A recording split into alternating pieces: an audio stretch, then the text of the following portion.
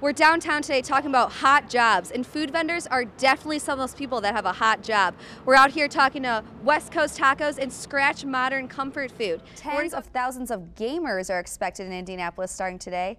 Gen Con gives people a chance to meet people in the gaming industry and check out the latest games. Braun says you should get regular maintenance every year to make sure that you don't get water leaking from your window or the roof seams, which could short out your While code enforcement is doing everything they can to make stadiums a safer place, fans must also use their judgment when watching games. Even with the Fever being #1 in the WNBA, the organization is still having problems. One of the largest meat recalls in U.S. history is underway. Ground turkey is making dozens of Americans sick from coast to coast. Seeing a look of excitement and joy on these kids' faces is most rewarding. State police say the roadwork was not a factor in this accident. The driver told police he was tired. Want to get away? If you're planning a trip to the New York area, steer clear of the Newark airport.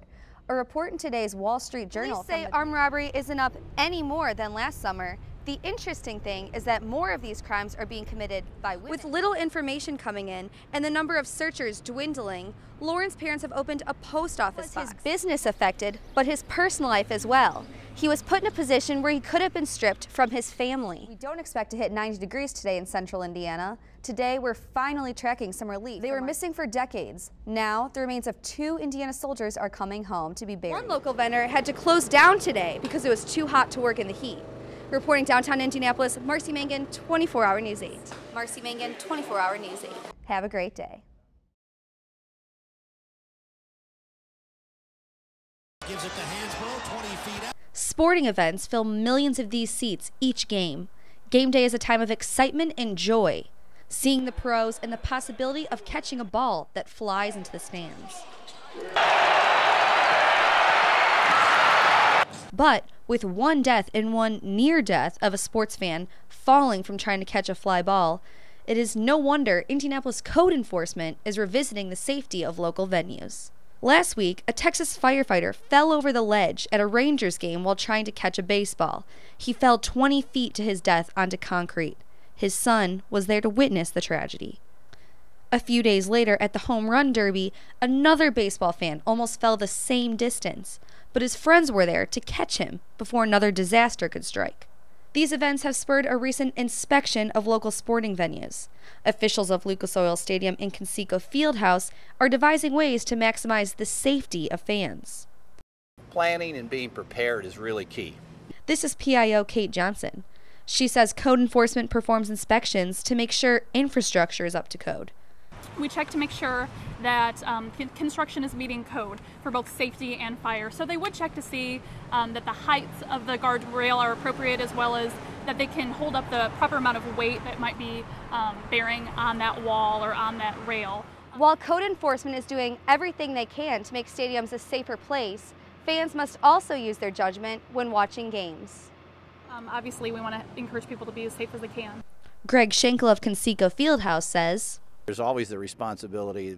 The fan, he or herself, need to be conscious of things and be conscious of their surroundings. Reporting from downtown Indianapolis, Marcella Mangan, 24-Hour News 8.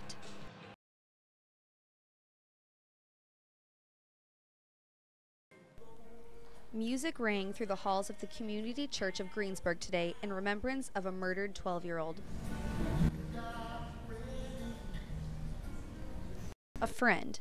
That is how classmates will remember Devin Parsons. He was a good friend of mine and the nicest boy in our 4th grade class. School children clung to loved ones, and the family of Devin Parsons consoled each other. He's in a good place now. Investigators say Devin was beaten by his mother, Tasha Parsons, on the night of June 3rd. She reportedly admitted to using her hands, her feet, a belt, and a metal tray for hours. She accused Devin of hiding her drugs and is now facing murder charges. Today's funeral was a reminder of how tragic this boy's death is. Gonna miss your smile. Sending him home. He's not gonna hurt anymore. Devin's casket was taken from the chapel to St. Mary's Catholic Cemetery for burial. Maggie Hewer says she will never forget her friend Devin. When I see the sun shining, I will always think of Devin. None of us knew that on the last day of school we wouldn't see Devin anymore. Devin, we will always keep you close in our hearts, and when I look up at the night stars, I will wave to you. Marcella Mangan, 24-Hour News 8.